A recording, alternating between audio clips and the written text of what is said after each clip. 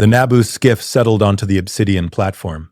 Lava rivers glowed beneath a sky choked with ash. Anakin Skywalker stood alone, watching Padme descend the ramp. His eyes were blue. The yellow had burned away the moment her ship appeared on the horizon. Not gone, just submerged. The Separatist Council lay dead in the bunker behind him. Newt Gunray had died begging. Poggle the Lesser had died screaming. The Clone Wars were over. Anakin had transmitted the droid shutdown signal himself, standing in the control room with blood on his robes and a single tear tracking down his face. That tear had dried, but the fracture remained. Padme ran to him. She wore the purple traveler's cloak he'd seen 1,000 times, her belly swollen with the child he'd seen die in his visions. Her face was pale with grief and fear. "Anakin!" She threw herself into his arms. He caught her, mechanical hand gentle on her back, flesh hand cradling her head. She was warm, real, alive. "I'm so glad you're safe," she whispered against his chest. "I heard your ship was destroyed," Anakin said. The words felt distant, scripted. "I'm glad you're all right." She pulled back to look at him. Her eyes searched his face. "I was so worried about you. Obi-Wan told me terrible things." "What things?" "That you killed younglings." Her voice broke. "I don't believe him. Tell me it's not true." Anakin opened his mouth to deny it, to explain that he'd done what was necessary, that Palpatine had shown him the only path to save her, that the Jedi had betrayed the Republic. The words died in his throat, because through the Force, through the connection that had bound them since Naboo, he felt something he'd never felt before. 2 heartbeats, not 1, 2. Inside her, twin flames in the Force, bright and pure and utterly innocent. Twins. The vision hit like a concussion blast. Not Padme dying in childbirth. He'd seen that 100 times, Palpatine whispering poison in his ear. This was different. Immediate. Sharp as a vibroblade. He saw his own hand around her throat, mechanical fingers crushing her windpipe. Saw her eyes go wide with betrayal and terror. Saw her collapse on this exact platform while Obi-Wan screamed his name. Saw the medical droid on Polis Massa. Medically, she's completely healthy. For reasons we can't explain, we're losing her. Saw himself in the black suit, breathing through a machine, being told she was dead. Dead because of you. The Force surged. Not dark, not light. Just truth, slamming into him with the weight of every choice he'd made in the past 48 hours. The younglings in the temple. He'd ignited his lightsaber and they'd looked at him with trust. Master Skywalker would protect them. He'd cut them down, heard them scream, felt their terror spike in the Force as they died. The Separatist leaders, unarmed, begging. He'd killed them anyway because Palpatine commanded it.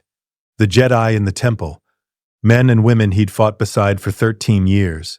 He'd led the 501st through the halls and they'd slaughtered everyone. The archives burned.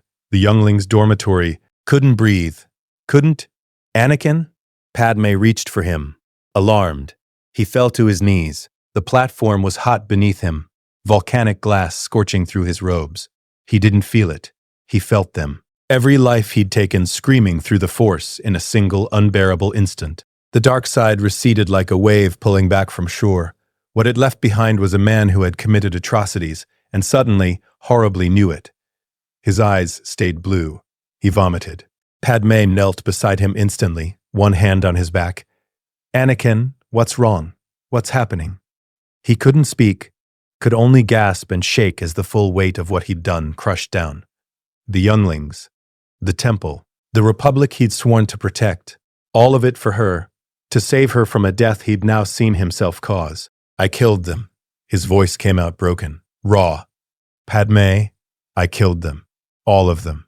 They trusted me and I—" He couldn't finish. The sobs were tearing out of him now, ugly and gasping. Not the single artistic tear he'd shed on the balcony. This was the sound of a man whose entire psychological framework had just collapsed. Padme's hands trembled on his shoulders. "Obi-Wan told me. I didn't want to believe. It's true." He looked up at her, tears streaming down his face. "Everything he told you is true. I went to the temple with the 501st. I killed Jedi. I killed children. I stood in front of younglings who called me Master Skywalker, and I cut them down because Palpatine told me it was the only way to save you. To save me," her voice was a whisper. "I had visions. You dying in childbirth, every night for weeks. And Palpatine, he said the dark side could save you. That if I turned, if I did what he commanded, I could learn the power to stop death itself. Anakin's hands clenched, his mechanical fingers ground together. So I did it. I killed Mace Windu. I went to the temple. I murdered everyone Palpatine pointed me at. And now, his voice cracked. Now I've seen the real vision. I saw myself kill you. On this platform. With these hands, Padme's face drained of color. The visions Palpatine showed me were lies. Or self-fulfilling prophecies. I don't know. But I know that everything I did to save you is what destroys you. And I can hear them, Padme. I can hear the younglings screaming. I can feel them in the Force. And they're dead, and I killed them for nothing. She pulled him against her chest. Her heart pounded beneath his ear.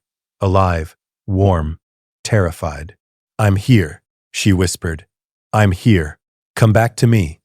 I don't deserve. Come back anyway. They knelt together on the platform. Anakin Skywalker, the chosen one, the hero with no fear, wept in his wife's arms while the galaxy burned around them. He didn't know that Obi-Wan Kenobi stood inside Padme's ship, hand frozen on his lightsaber, listening to every word. Inside the Naboo skiff, Obi-Wan had expected to step onto that platform and face a Sith Lord. Yoda had sent him with clear eyes and heavy heart to fight this Lord Sidious. Strong enough you are not. Twisted by the dark side young Skywalker has become. The boy you trained, gone he is. Consumed by Darth Vader. But Obi-Wan had begged. He is like my brother. I cannot do it. Yoda's response had been measured. Use your feelings, Obi-Wan, and find him you will. Find. So Obi-Wan had hidden inside Padme's ship, prepared to reason with Anakin if possible, to fight if necessary, and to do what he must, regardless of the cost. He'd watched the security recordings, seen Anakin kneel before Palpatine and accept the name Darth Vader, seen him lead the 501st into the temple, seen him ignite his lightsaber in front of children. His brother had fallen, but the man weeping on that platform wasn't Darth Vader. Obi-Wan pressed his hand against the bulkhead. His own eyes stung. For weeks he'd blamed himself. If Qui-Gon had lived, if Obi-Wan had been a better master, if he'd seen the signs sooner, I can hear the younglings screaming. That was Anakin's voice, not Vader's. Anakin Skywalker, shattering under the weight of what he'd done. Obi-Wan made his decision. He descended the ramp. Anakin looked up as boots rang against metal. His hand went to his lightsaber instinctively, then froze. Obi-Wan stood at the base of the ramp, his lightsaber hung from his belt, unignited. His face was a war between grief and hope, and 12 years of love. Master. The word broke coming out. Obi-Wan said nothing, just walked forward slowly, like approaching a wounded animal. Padme shifted protectively in front of Anakin. Obi-Wan, please? I heard. Obi-Wan's voice was rough. I heard everything. Anakin couldn't meet his eyes, couldn't bear to see the disgust, the betrayal. He'd murdered Obi-Wan's family, destroyed everything the man had devoted his life to. Look at me, Anakin. He couldn't. Look at me. Slowly, Anakin raised his head. Obi-Wan's eyes were wet, his jaw was tight. But there was no hatred there, just pain so profound it made Anakin want to look away again. The younglings, Obi-Wan said, each word precisely controlled. Tell me what happened. Here it was. The moment of truth. Anakin could lie, could deflect, could blame Palpatine for the orders, blame the Jedi for forcing him to choose, blame anything but himself. He didn't. I killed them. His voice was steady now, empty. All of them. I walked into the council chambers and they were hiding in the training salon. They came out when they saw me, called me Master Skywalker, asked me what they should do. He swallowed. I ignited my lightsaber and I cut them down. I looked into their eyes while they died. I heard them scream. And I killed them anyway because Palpatine told me it was necessary and I believed him. Padme's hand covered her mouth. Obi-Wan closed his eyes. I can't take it back, Anakin continued. I can't undo it. I can't justify it. Every reason I had, saving Padme, stopping the Jedi coup, building a new order, they're all ash now. I was wrong. About everything. And those children are dead because of me. The platform was silent except for the distant rumble of lava flows. Obi-Wan opened his eyes. Give me your lightsaber. But he unclipped the weapon from his belt and held it out. I don't deserve to hold it. Instead of taking it, Obi-Wan knelt in front of him, met his eyes directly. Then you have a debt that can never be repaid. Those children are gone. That blood is on your hands, and no amount of penance will wash it clean. I know, but running from it won't honor them. Dying won't bring them back. And the man who manipulated you into becoming his weapon is still alive, still in power, still destroying everything you ever loved. Obi-Wan pressed the lightsaber back into Anakin's hands. You are going to need this. Anakin stared at the weapon. You're not here to kill me. I came hoping to save you. I didn't think it was possible. Obi-Wan's voice caught. I'm glad I was wrong, Master. I don't. Stop. Obi-Wan gripped his shoulders. I don't forgive you. I can't. Not yet. Maybe not ever. But you're my brother, Anakin.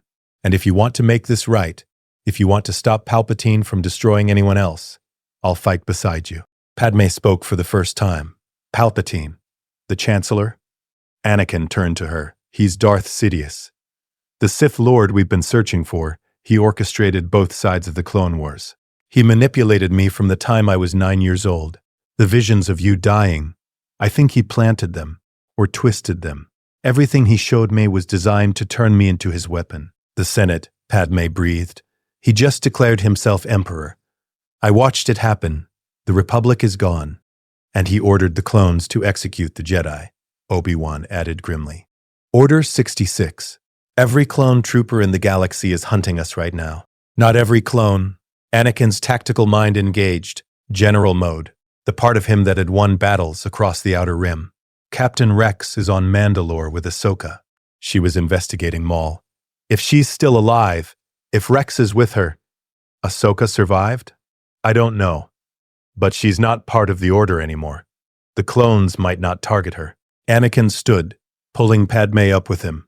Palpatine is in the Senate building. Right now, he just declared the Empire, which means he's distracted, probably surrounded by politicians instead of guards.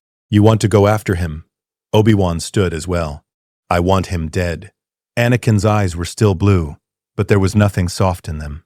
He turned me into a monster. He murdered children through my hands. He's destroying the Republic and hunting the Jedi, and he's still breathing. Anakin, I'm not asking for permission, Master. I'm telling you what I'm going to do. You can come with me or you can walk away. But I'm going through Palpatine regardless of who stands beside me. Obi-Wan studied him. Then, Yoda went to confront Palpatine. Before I left to find you. Anakin's eyes widened. How long ago? Hours. Maybe less. The timing is difficult to track. Then he might still be fighting. Or, Anakin's jaw clenched. Palpatine might have killed him. Master Yoda is not so easily defeated. Palpatine is the most powerful Sith Lord in 1,000 years. I've seen what he can do. Lightning that makes Dooku look like a Padawan. Telekinesis that can crush blast doors. And he's been hiding his true nature from the entire Jedi Council for over a decade. Anakin looked at Padme. You need to get off this planet. Now. Get somewhere safe. No. Her voice was steel. I'm not leaving you again. Padme, you just told me you saw yourself kill me. That means I stay close enough to stop you if that darkness comes back. And more than that, she placed her hand on her belly. If Palpatine built the Empire in a single day, we need more than military victory. We need political resistance. The Senate just applauded him. They need to know the truth. She's right, Obi-Wan said. We can kill Palpatine. But without evidence, without testimony, we're just assassins murdering the rightful emperor. The galaxy will hunt us. Anakin wanted to argue. Every instinct screamed at him to protect Padme, to get her away from danger, to control the situation. He forced himself to stop, to ask instead of command. What do you want to do? Padme blinked. What? This is your choice. I won't make it for you. Do you want to stay? Run? Fight? You're asking me. I should have been asking you all along. His voice was quiet. Every choice I made, turning to the dark side, attacking the temple, I did it for you without ever asking what you wanted. I decided I knew best. That's not love. That's control. So I'm asking now, what do you want? Tears spilled down her cheeks. I want you to stop Palpatine. I want the Republic restored, and I want our children to grow up free. Children? Obi-Wan looked startled. Twins, Anakin said. I felt them, through the Force. 2 of them. Padme's hand pressed harder against her stomach. Twins, she whispered, which means you need medical attention. You're stressed. You've traveled across the galaxy while heavily pregnant, and Anakin stopped himself, asking, not deciding, would you accept treatment aboard a ship while Obi-Wan and I go after Palpatine? Yes, but I need to contact Bail Organa first. He's the only senator I trust completely right now. If anyone can coordinate political resistance, it's him. Obi-Wan activated his comlink. Static crackled. This is Obi-Wan Kenobi. Emergency channel. Bail, if you can hear this, respond. The static resolved into Bail Organa's voice. Obi-Wan, thank the Force. I saw the temple. The recordings. I've been trying to reach any Jedi. We're alive. Some of us. Bail, where are you? Coruscant. Near the Senate building. I just extracted Yoda. Anakin's head snapped up. He's alive? Barely. He fought Palpatine. The Senate chamber is destroyed. They tore it apart with the Force. Yoda fell and I pulled him out. He's badly injured but stable. Where are you? Mustafar. With Padme and Anakin. A pause. Anakin Skywalker? It's complicated. Listen, Padme needs medical attention. Can you get the Tantive IV into orbit? We're bringing her up. Of course, but Obi-Wan. Palpatine is still alive. Yoda fought him to a stalemate and had to retreat. If you're planning what I think you're planning, we are. You'll need help. I'll get Yoda to the ship. He's in no condition to fight, but he might be able to coordinate. Bail, Padme's voice cut in. What the clones are doing. We'll need evidence. I'm already gathering it, Senator. Just stay alive. All of you. The comlink cut to static again. Anakin looked at Obi-Wan. Yoda fought Palpatine and survived. That means he knows what we're up against. It also means Palpatine will be wounded. Drained. Obi-Wan's tactical mind was working. If we move fast, we might actually have a chance. Padme grabbed both their arms. Then let's move. They boarded the Naboo skiff. Anakin took the pilot's seat. The engines hummed to life beneath his hands, familiar and responsive. C-3PO shuffled into the cockpit, photoreceptors glowing. Oh my, Master Anakin, I'm so relieved to see you. I was terribly worried when… Not now, 3PO. Anakin pulled back on the controls. The skiff lifted from the platform, lava rivers falling away below. R2, calculate a course for Coruscant. Fastest route. R2-D2 beeped an acknowledgement and interfaced with the navicomputer. In the passenger bay, Padme settled into a seat. Obi-Wan knelt beside her, hands hovering over her stomach. May I? He placed his palms gently over her belly and closed his eyes. The Force flowed through him, not the aggressive power Anakin wielded, but the careful, measured touch of a healer. Obi-Wan had trained with the Temple's medical corps years ago. Not extensively, but enough. After a moment, he opened his eyes. The twins are stressed but stable. Your blood pressure is elevated. You need rest and proper medical care. I'll rest when Palpatine is dead. Padme, I held a planet together at 14, Obi-Wan. I've survived assassination attempts, political coups, and 3 years of war. I can survive a few more hours. Her voice softened. But thank you for checking. In the cockpit, Anakin's hands moved across the controls with practiced efficiency. The stars stretched into hyperspace lines. The ship leaped forward. R2 whistled. 6 hours, Anakin translated. We'll be at Coruscant in 6 hours. Obi-Wan appeared in the doorway. That gives us time to plan. And for you to tell me everything about Palpatine's fighting style. You trained with him for years.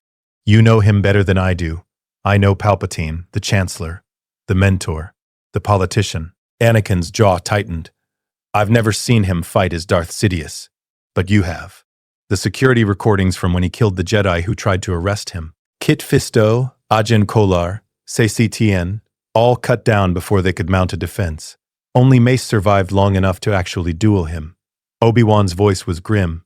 His style is Juyo, Form 7, the most aggressive form. And he augments it with force speed beyond anything I've seen. Mace had him beaten. He disarmed Palpatine. If I hadn't, Anakin stopped. If I'd let Mace kill him, none of this would have happened. You can't change the past. But I can finish what Mace started. Anakin turned to face Obi-Wan fully. I'm going to tell you everything I know. About Palpatine. About the Sith. About Order 66, you need to understand exactly what we're walking into. For the next hour, Anakin talked. He told them about Palpatine's grooming from age 9, the sympathetic ear when the council seemed cold, the promises of power, the subtle poison dripped into a child's mind over 13 years. He told them about the visions, Padme dying in childbirth, screaming Anakin's name, how the visions grew more vivid after he learned she was pregnant, how Palpatine had claimed the dark side held the key to preventing death. He told them about Mace's arrest attempt, how Palpatine had fought, how he'd unleashed Force lightning, how he'd killed 3 Jedi Masters in the space of heartbeats. He told them about the speech Palpatine gave after Anakin cut off Mace's hand. You will have to learn to use the dark side. I will teach you. Together we will discover the secret to keep the one you love from dying. He told them about Order 66, the inhibitor chips implanted in every clone during embryonic development, how the chips overrode individual will and turned loyal soldiers into Jedi killers with a single command phrase. There's no verbal countermand, Anakin finished. I've reviewed the Kaminoan files. The chips respond to Palpatine's authority structure. The only way to free a clone is surgical removal one by one, or genetic defects that compromise chip function. Then the broadcast you're planning, Obi-Wan began, won't stop Order 66 directly, but it might create confusion. Some clone officers will hesitate if their general contradicts the Chancellor. It buys time, not victory. Anakin, you said you transmitted the droid shutdown command on Mustafar. Every battle droid in the galaxy is deactivated, which means you have master-level access to separatist communication networks. Anakin's eyes widened. And military command codes, Palpatine gave them to me when he sent me to Mustafar. Can you broadcast on Republic military channels? Every frequency simultaneously. Why? Because you're still General Skywalker, the hero with no fear, the man who won the Outer Rim sieges. If you broadcast to the clone army, not countermanding Order 66, but claiming Palpatine has been compromised by separatist infiltrators, it creates chaos in the command structure. Obi-Wan's eyes lit up. Some clones will ignore it, but some will pause. Question. Wait for verification from the Senate. And if I invoke Order 65, Anakin was already pulling up the emergency contingency protocols from memory. Legends only, but it was in the original GAR training. Order 65, arrest the Supreme Chancellor if deemed unfit for duty, pending Senate Security Council verification. Will the chips recognize it? I don't know. But it's military code. Even compromised clone officers are drilled on procedure. If I frame it as a strategic deception, identifying Palpatine as compromised rather than directly opposing Order 66, the chips might not override. It's worth attempting. Anakin pulled up the communications array. His fingers flew across the controls, programming a multi-spectrum broadcast, Republic military channels, emergency frequencies, clone command networks, separatist override codes he'd used to shut down the droid army now repurposed to hijack every receiver in the galaxy. What will you say? Padme asked. The truth. Edited for tactical effect. Anakin hit the activation stud. A red light blinked, recording. This is General Anakin Skywalker, on all Republic military channels. Emergency Priority 1.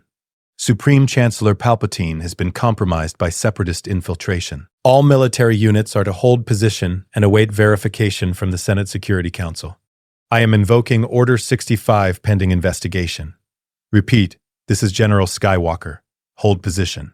Await Senate verification. Do not act on unverified orders. Skywalker out. He cut the transmission. Now we see if it works. R2-D2 beeped frantically. What is it? More beeping. He says the transmission reached Coruscant, and Anakin frowned. Multiple response pings, clone units acknowledging. Some ignoring, but Captain Rex on Mandalore sent a priority burst. The console crackled. Rex's voice emerged, distorted but clear. General Skywalker, this is Rex. Ahsoka removed my chip. I'm reading you. The 332nd is partially freed. Commander Tano is working on the others. We're standing by for orders. What do you need? Anakin's throat tightened. Rex, still loyal after everything. Rex, maintain position on Mandalore. Protect Ahsoka. If we succeed, we'll need every freed clone to help deprogram the others. If we fail, get off-world and survive. Sir, with respect. What are you planning? To finish the war. Skywalker out. He cut the channel before Rex could ask more questions. Obi-Wan placed a hand on his shoulder. You just told Rex you might fail. Because I might. Palpatine is... Anakin stopped, started again. I felt his power in the Force. When he killed Mace, when he gave me the Darth Vader name. It's like standing next to a sun. Overwhelming. All-consuming. If Yoda fought him to a stalemate, that tells me everything.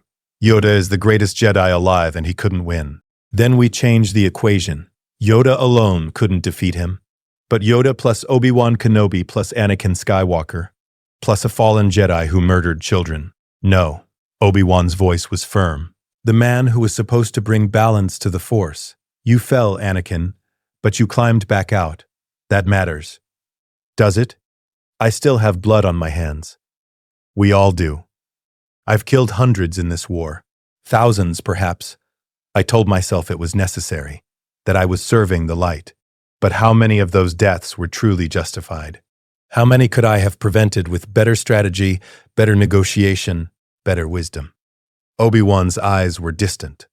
The difference between us is that you're being honest about what you've done. You're not hiding behind duty or orders. That takes more courage than I've shown in 13 years.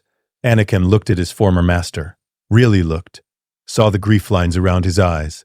The exhaustion. The weight Obi-Wan had been carrying since Geonosis. We're both broken, Anakin said quietly. Yes, but we're here, and we're going to finish this. In the passenger bay, Padme listened to them through the open door. She placed both hands on her belly, felt the twins shift. Live, she thought fiercely. Whatever happens, live. The ship hurtled through hyperspace toward Coruscant, toward the end of everything or the beginning of something new. None of them knew which, but they flew toward it anyway. Coruscant, Senate Destruct, approaching orbit. The ship dropped from hyperspace into a nightmare. Coruscant burned. Not literally, the planetary shields held. The city planet's infrastructure remained intact, but the Force itself was on fire. Anakin felt it the moment they emerged. 1,000 screaming deaths. Jedi dying across the galaxy as Order 66 executed. Some close, some distant, all agonizing. Do you feel that? Obi-Wan's face was white. The Jedi, they're dying. Anakin's hands tightened on the controls. Hundreds of them, maybe thousands. Padme had joined them in the cockpit. Can you stop it? Not from here. The broadcast might slow it, might create enough confusion that some Jedi escape. But the clones are programmed. They'll keep executing Order 66 until Palpatine is dead. Obi-Wan finished. He's the source. Remove him and the command structure collapses, assuming the chips deactivate when he dies. Otherwise, he'd have set up a dead man's contingency. Palpatine wants the Jedi dead, but he also wants to rule the Empire afterward. He wouldn't risk killing himself stopping us. It was sound logic. It had to be true. Because if it wasn't, they were already too late. The comlink crackled. Bail Organa's voice. Naboo skiff. This is Tantive IV. We're holding position in high orbit. Yoda is stable. Medical bay is prepared for Senator Amidala. Bail, what's Palpatine's status? Obi-Wan asked. He's returned to the Senate building. The rotunda is wrecked. Senate pods torn from their moorings. Structural damage throughout. But he's already giving speeches about Jedi treachery and Yoda's assassination attempt. The Senate is eating it up. Of course they are. Padme's voice was bitter. He gives them security and order in exchange for freedom. They'll applaud him. Not all of them. Mon Mothma is horrified. Bail Prestor Organa, my cousin, refuses to accept the Empire. Others are voicing concern, but we're a minority. Then we need to move fast, before he consolidates power completely. Anakin adjusted their approach vector. We're coming in, transferring Padme to your ship, then Obi-Wan and I are going in. Anakin. Bail's voice held warning. There are clone troopers everywhere. The Senate building is locked down. You won't get close. I know every service tunnel and maintenance shaft in that building. Palpatine showed me himself. He was so confident I'd never use it against him. A pause. Then, be careful. All of you. The Tantive IV appeared in the viewport. A Corellian corvette, sleek and fast, Bail Organa's personal ship. The Naboo skiff maneuvered alongside. Docking clamps engaged. Padme stood. Anakin caught her hand. I'm coming back, he said. You'd better, she pulled him close, kissed him hard. I don't know how to do this without you. You won't have to. He placed his hand over her belly, felt the twins, Luke and Leia, though he didn't know their names yet. Just two bright flames in the Force. I'm fighting for them, for you, for everyone Palpatine is hurt. I'm not running. Not again. She touched his face. Then go. And Anakin? Don't hold back. Not this time. Whatever it takes. They crossed through the docking tube. Medical droids waited on the Tantive IV, efficient and sterile. Padme submitted to their examination without protest. Bail Organa met them in the corridor. He looked haggard, his senatorial robes scorched at the edges. Yoda is in the medical bay. He wants to speak with you before you go. They found the ancient Jedi Master in a bacta tank, submerged to his chest. His eyes were closed. Burns marked his face and hands. Force lightning Anakin recognized. Palpatine's signature. Master Yoda. Obi-Wan approached the tank. Yoda's eyes opened. They focused on Anakin. The moment stretched. Anakin waited for condemnation, for rejection, for the ancient master to sense the darkness clinging to him and order Obi-Wan to strike him down. Returned, you have, Yoda said instead. Anakin knelt so they were eye level. Master Yoda, I don't deserve your forgiveness, but I'm asking for your help. Not a destination. Yoda's voice was weak but steady. Sensed your turn, I did. Felt the younglings die. Believed lost you were. I was lost. Padme brought me back. No. Yoda's eyes were sharp despite his injuries. Back, you brought yourself. The hardest journey of all. Few have the strength. Yes, undo it you cannot. Live with it you must. But define you it does not. Unless let it you do. Anakin's throat closed. Failed you, the order did. Yoda continued. Saw the signs. Did nothing. Forbade attachment. Taught suppression instead of understanding. Pushed you toward the very fall we feared. My failure, my responsibility. No. Yes. Accept this. I must. As accept your actions, you must. Both broken, we are. Both with blood on our hands. But end this we can. Together. Yoda reached out through the Force. Anakin felt it. A gentle touch. Testing. Searching. Finding light. Battered and guilt-ridden and fury-laced, but light. Finish this, you will. Young Skywalker. But warn you, I must. About Palpatine. About yourself. Powerful you are. More powerful than any Jedi in centuries. But power, a double edge it is. Tempt you the dark side will. Whisper that only through rage, through hatred, can Sidious be defeated. A lie this is, but seductive. Fall again, you might. I know. I felt it on Mustafar. When the dark side pulled back, I thought I was free. But it's still there. Waiting. Not possession, not fear of loss. Love that asks rather than demands. That trusts rather than controls. Yoda's eyes shifted to Obi-Wan. And you, Kenobi, anchor him, you must. If falter he does, pull him back. I will, Master. Good. Then go. Wounded, Sidious is. Drained from our battle, strike now, while advantage you have. Hesitate, and rebuild his strength he will. We won't hesitate. Anakin stood. Master Yoda, when this is over, however it ends, thank you for giving me a chance I don't deserve. Deserve? None of us do. But given it, we are. Use it well. They left Yoda in the bacta tank and returned to the docking tube. Padme was waiting, medical droids hovering. Vitals are stable, she reported. The twins are fine. I'm fine. Now go kill that bastard. Anakin kissed her forehead. I love you. I know. Now go before I change my mind about letting you. Obi-Wan squeezed her hand. We'll protect him, Senator. You'd better. I'm not raising twins alone. They crossed back to the Naboo skiff. The docking clamps disengaged. Anakin piloted them down toward Coruscant's surface, toward the Senate district, toward the building where Palpatine sat in his office spinning lies. Obi-Wan sat beside him. Neither spoke. What was there to say? They were flying toward almost certain death. Palpatine had defeated Yoda, had killed 3 council masters in seconds, had manipulated the entire galaxy for over a decade without being detected. But they had something Palpatine didn't expect. They had each other. And they had Anakin Skywalker, fallen, broken, and clawing his way back toward the light, with bloody hands and a heart full of fury. The Senate building rose before them, damaged, burning in places. Clone troopers swarming the perimeter. There, Anakin pointed. Service entrance, sub-level 3, maintenance access for Senate pod repair. Palpatine showed it to me when I was 17. Said I should always know every exit. He taught you how to infiltrate the building? He taught me everything. He wanted me dependent on him, grateful. He wanted me to see him as the father the Jedi never were. Anakin's voice was flat. He groomed me for 13 years. Every conversation, every kind word, every time he listened when the council dismissed me. It was all calculated. I should have seen it. You couldn't. He's too good. He fooled everyone.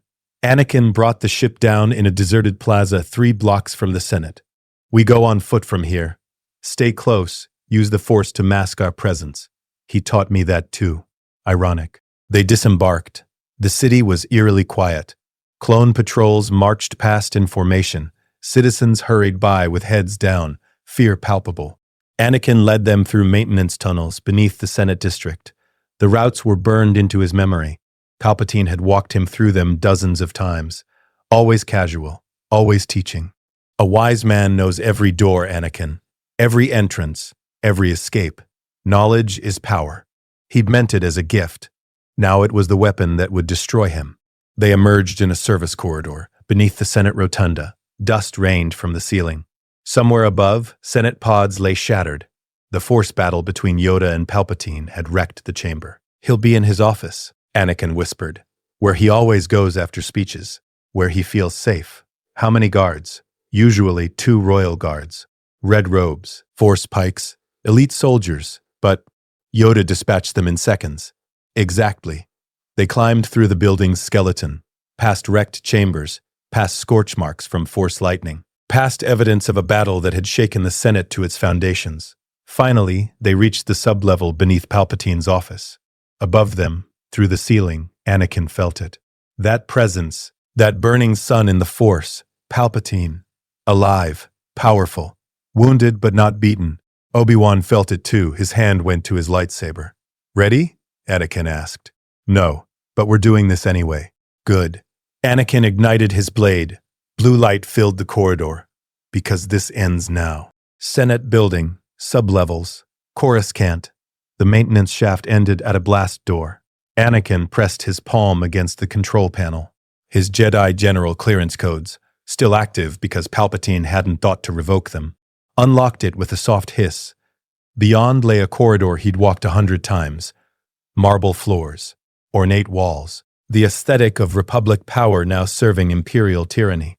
His office is 3 levels up, Anakin whispered. Royal guards will be posted outside.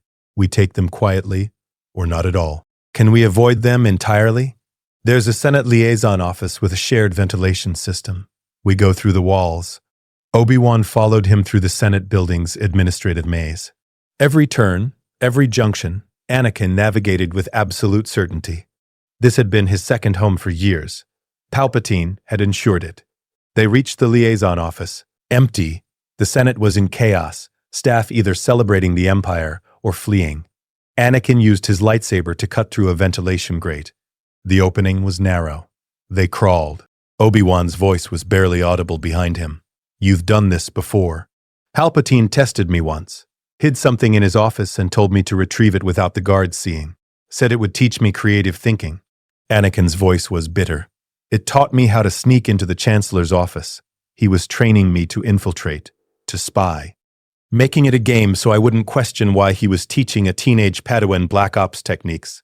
He planned everything, every conversation, every lesson, every moment of kindness was calculated to make me dependent on him, to isolate me from the Jedi, to prime me for the fall. Anakin stopped at a junction, listened through the Force. 2 royal guards ahead, standing outside his office door. Can you sense Palpatine? Yes, he's inside, alone. His presence is... Anakin struggled for words, dimmed. Yoda hurt him. Not physically, I don't think, but the Force battle drained him. He's not at full strength. Then we move now. They emerged from the ventilation shaft into a storage room adjacent to Palpatine's office. Anakin extinguished his lightsaber. Through the wall, he felt the royal guards standing motionless, trained killers, loyal unto death. He reached out with the force, not aggressively, gently, a suggestion. You hear sounds in the west corridor. You should investigate. The guards' minds resisted. They were disciplined, but Anakin pressed harder. He'd learned this from Palpatine too, how to twist thoughts, plant ideas, make people believe their own conclusions. Footsteps receded. The guards left their posts. Obi-Wan stared. That was dark side technique. I know, but it worked. Anakin met his eyes. I'm not pure, Master. I won't pretend to be. I've got darkness and light tangled together, and I'm using whatever gets us through this alive. I'll try. They crossed to Palpatine's office door. It was ornate, massive, the seal of the Supreme Chancellor, now Emperor, emblazoned in gold. Anakin's hand rested on the door control. Once we go through this, there's no turning back. Palpatine will sense us. The royal guards will return. Every clone trooper in the building will converge. We'll have minutes at most. Then we make those minutes count. Anakin activated the door. It slid open. Beyond, Palpatine sat at his desk. He was writing something. A datapad stylus in his withered hand, his face illuminated by the glow of screens. He looked exactly as he always had, grandfatherly, frail, harmless. He didn't look up. Anakin, Palpatine said mildly. And Master Kenobi, how pleasant. I was wondering when you would arrive. Anakin stepped into the office. Obi-Wan followed. The door slid shut behind them with ominous finality. You knew we were coming. Anakin's lightsaber hung at his belt, unignited. Of course, I felt your reawakening the moment it happened on Mustafar. Palpatine set down his stylus, looked up with those yellow Sith eyes. Such a waste. You were magnificent, my boy. For one glorious day, you were Darth Vader, the most powerful Sith apprentice in 1,000 years. And then that woman whispered in your ear and you crumbled. Padme didn't do anything. I chose to come back. Because you're weak, Palpatine's voice hardened. You had power beyond imagining. The ability to reshape the galaxy. I offered you everything. Immortality, dominion, the strength to save everyone you loved. And you threw it away for sentimentality. You lied. The visions were lies. You planted them, or twisted them. You made me see Padme dying so I'd turn to you for help. But the real danger was me. I saw it on Mustafar. I saw myself kill her. Everything you promised would save her was actually going to destroy her. Palpatine smiled. And yet here you stand. Alive. She's alive. The future is changeable, isn't it? Perhaps my visions were warnings. Perhaps if you'd stayed loyal, I could have taught you to avoid that fate. Now we'll never know. Stop. Obi-Wan's voice cut through. We didn't come here for conversation. We came to end you. Direct. I appreciate that. Very unlike a Jedi. Palpatine's gaze shifted to Obi-Wan. Tell me, Master Kenobi, have you forgiven your former Padawan? Have you absolved him of the younglings he murdered? The Jedi he slaughtered? Or are you simply using him as a weapon against me? I'm here because Anakin is my brother. Whatever he's done, whatever darkness he carries, he's trying to make it right. That's more integrity than you've shown in 1,000 years. Integrity. Palpatine laughed. It was a terrible sound. The Jedi speak of integrity while they kidnap children and suppress their emotions, while they serve a corrupt republic and enforce its will at lightsaber point. You're all hypocrites. At least the Sith are honest about what we are. Honest? Anakin's voice shook with fury. You've lied about everything since the day we met. You orchestrated both sides of the Clone Wars. You manipulated the Senate. You groomed me from age 9. You murdered Jedi and clones and millions of civilians to build your empire. Don't talk to me about honesty. I never lied to you, Anakin. I never pretended the dark side was gentle or kind. I told you exactly what it was. Power. Freedom. The ability to impose your will on the galaxy rather than being crushed by fate. Palpatine stood. The Jedi lied. They told you attachment was forbidden while they loved the Republic.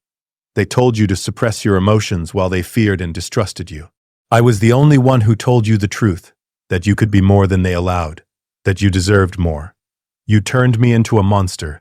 I revealed what you always were, a creature of passion and fury. You never belonged with the Jedi. You belonged with me. Anakin's hand moved to his lightsaber. I belonged with my family, with Padme, With Obi-Wan, with the Jedi who actually cared about me instead of using me. You stole that from me, made me destroy it with my own hands, and now you're going to pay for it. Palpatine's smile widened. There it is. The anger, the hatred.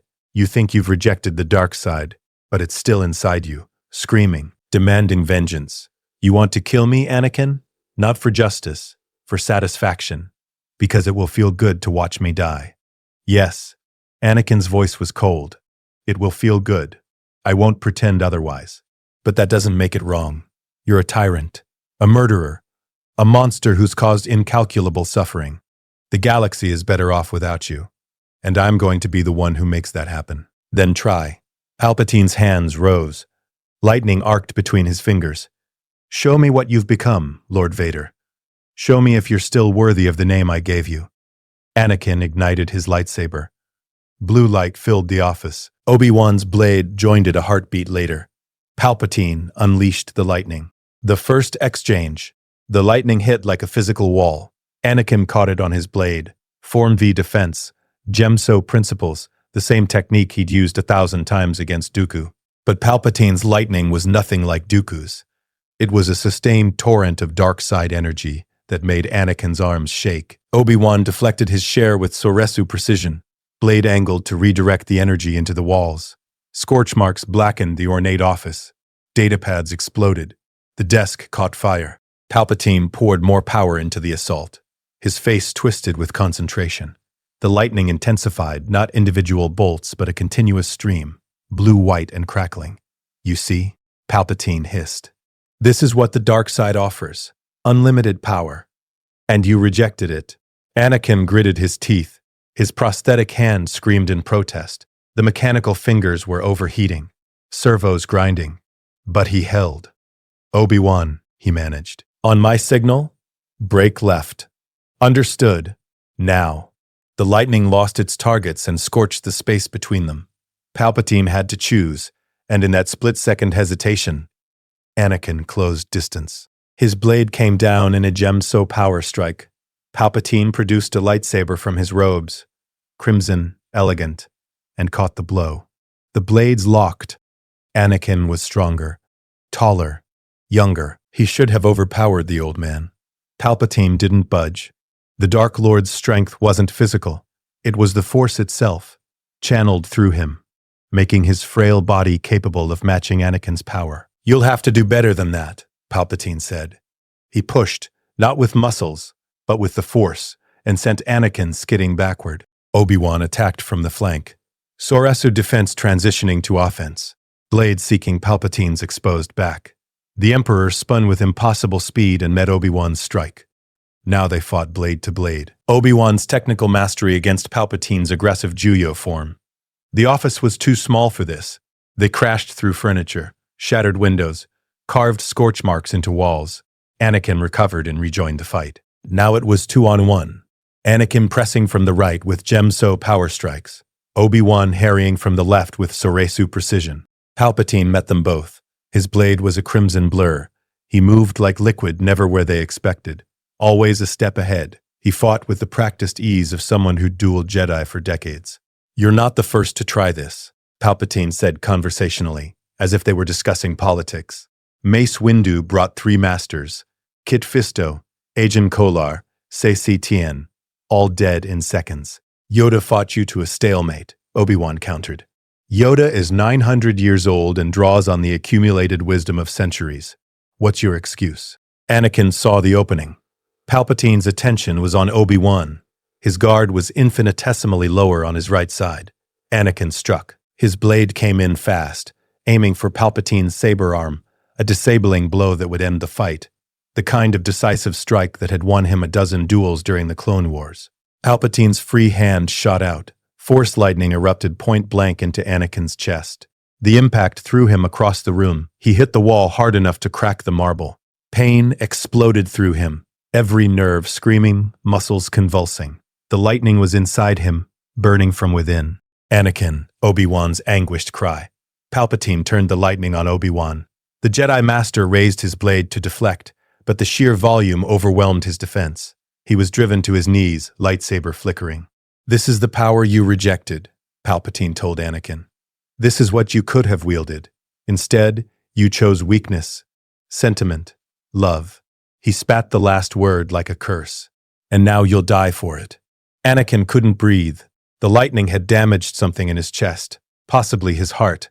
His vision blurred. Through the haze, he saw Obi-Wan struggling, saw his master, his brother, about to die because Anakin wasn't strong enough. No, he'd failed too many people. The younglings, the Jedi, Padme. He would not fail Obi-Wan. Anakin reached into the Force, not gently, not with Jedi restraint. He grabbed it with both hands, light and dark tangled together, and pulled. The lightning stopped, not because Palpatine stopped, because Anakin was absorbing it. He climbed to his feet. Lightning arced across his body, channeling through him, but he didn't fall. His prosthetic hand glowed white-hot. Smoke rose from his robes. But he stood. Impossible, Palpatine breathed. You taught me this. Anakin's voice was rough.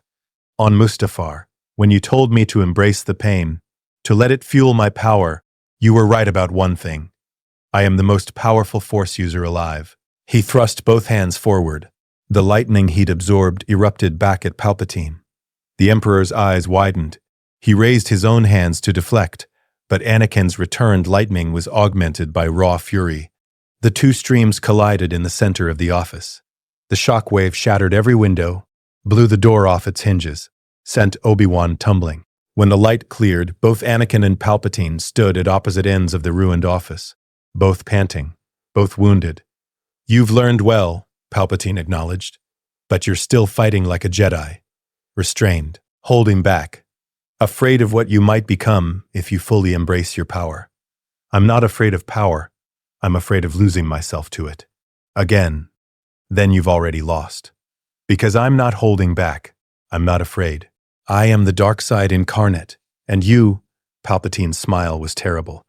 You're a confused boy playing at redemption. Obi-Wan had recovered. He stood beside Anakin, lightsaber raised. Two confused Jedi, Palpatine corrected. Against the Dark Lord of the Sith, this should be instructive. The Senate Rotunda. Palpatine didn't stay in the office. He exploded outward through the shattered windows, using the Force to leap the impossible distance to the Senate Rotunda's upper levels. Anakin and Obi-Wan followed. They landed on a Senate pod, one of the few still intact after Yoda's battle. Below them, the Rotunda stretched like a massive amphitheater. Hundreds of Senate pods hung on mechanical arms. Most were smashed, some burned. Palpatine stood on the Chancellor's podium, the very platform from which he'd declared the Empire hours ago. Fitting, isn't it? Palpatine called across the distance. This is where democracy died, where I showed the galaxy what I truly am. And now it's where you die. Massive, multi-ton structures. Palpatine hurled them like weapons. Anakin and Obi-Wan leaped. Pod after pod crashed where they'd been standing, exploding in showers of debris. They ran across the Rotunda's architecture, jumping between platforms, using the Force to guide their movements. He's trying to separate us, Obi-Wan shouted. Let him. We'll converge from two angles. They split. Anakin went high, using the Rotunda's upper structure. Obi-Wan went low, darting between falling pods. Both closed on Palpatine from different vectors. The Emperor hurled a pod at Anakin. Anakin sliced it in half mid-flight, his lightsaber superheated metal like paper. The severed halves tumbled past. Obi-Wan reached the podium first. His blade came in fast, seeking Palpatine's heart. The Emperor spun and met him. They dueled on the narrow platform, one misstep meaning a fatal fall. Anakin landed on the podium's opposite edge. Now Palpatine was trapped between them. Finally, Palpatine said, a real challenge. He fought them both simultaneously. His single crimson blade blurred between targets. He'd parry Anakin's power strike, redirect Obi-Wan's thrust, and counterattack in the same motion. His footwork was immaculate, never off balance, always positioned perfectly. But he was wounded. Yoda had drained him, and two fresh opponents pressing from both sides was wearing him down. Anakin saw it. The Emperor's responses were fractionally slower. His blade placement not quite perfect. He was compensating with force powers, telekinetic shoves, bursts of lightning. But that cost energy too. He's not invincible. We can win this. Obi-Wan, Anakin called. Convergence strike. Like we practiced against Grievous. On 3. They'd fought together for years. They knew each other's rhythms, each other's moves. The bond between them was muscle memory and trust. 1. They feinted. Palpatine parried both attacks, smiling. 2. They pressed harder. Palpatine gave ground. Just a step, but it was something. 3. They struck together. Anakin high, Obi-Wan low. Two blades converging on the same point from different angles. Palpatine couldn't block both. He blocked Anakin's. Obi-Wan's blade scored across his side. Not deep, but burning. First blood. Palpatine screamed. Not in pain, in fury. Dark side energy exploded outward. Not lightning, pure force power. A telekinetic shockwave that threw Anakin and Obi-Wan off the podium. Anakin fell. The rotunda floor was hundreds of meters below. He reached out with the force, grabbed a Senate pod's broken arm, arrested his fall, swung back up. Obi-Wan did the same. They landed on separate platforms. Palpatine stood on the podium, one hand pressed to his wounded side. His robes were scorched, his face twisted with hate. "You dare?" His voice echoed through the rotunda. "You dare wound me? I who orchestrated the fall of the Republic. I who turned the Chosen One into my weapon. I who brought the Sith back from extinction." "We do more than dare," Anakin said. "We're going to kill you." "No." Palpatine's scream was inhuman. "I am eternal. I am the dark side. I cannot be destroyed." He channeled everything into lightning. Not targeted, not controlled. A storm of electrical energy that filled the entire upper rotunda. It was suicide tactics. Palpatine was burning through his reserves, using power that would leave him vulnerable. But if the lightning connected, Anakin and Obi-Wan would die. Anakin raised his lightsaber, caught the lightning on his blade. His arms shook. The prosthetic hand was failing, circuits frying, metal warping. Obi-Wan did the same. His Soresu defense had been perfected over decades. He could hold, but not forever. The lightning intensified. Palpatine was pouring his hatred into it. Decades of Sith rage. 1,000 years of dark side tradition. All of it focused on destroying these two Jedi. Anakin's blade flickered. His strength was failing. The prosthetic hand sparked. Smoked. It was going to fail, and when it did, the lightning would consume him. Through the Force, he felt Obi-Wan weakening too. His master's arms trembling, his blade wavering. "We're going to lose. Unless..." Anakin remembered Yoda's words. "Adapted, the Jedi have. As you did, so did we." They needed to adapt. Do something Palpatine didn't expect. Anakin deactivated his lightsaber. "Anakin," Obi-Wan's horrified cry. The lightning struck Anakin's prosthetic hand directly. The mechanical arm exploded, circuits detonating, metal fragmenting, synthetic skin burning away. Anakin screamed as electricity coursed up his arm, into his shoulder, across his chest. But his prosthetic hand was designed for dueling. It had grounding circuits, shielding, and Anakin channeled the lightning through the arm, using it as a conductor, letting it destroy the prosthetic while protecting his organic body. The arm became a lightning rod. Smoke poured from it. Metal glowed white-hot. The hand was annihilated, reduced to a charred stump at the shoulder. But it bought seconds. Precious seconds where Palpatine's lightning was grounded, where the Emperor's attention was fixed on Anakin, where he wasn't watching Obi-Wan. Obi-Wan dropped from his platform, free fell toward the Chancellor's podium. Palpatine sensed him at the last moment, spun, tried to redirect the lightning. Too late. Obi-Wan's blade drove through Palpatine's chest. The lightning died. Palpatine looked down at the blue blade protruding from his heart, looked up at Obi-Wan's face, looked past him to where Anakin stood on the platform, his right arm a smoking ruin. "You were magnificent," Palpatine whispered. Blood flecked his lips. "You could have been a god." His eyes found Anakin one last time.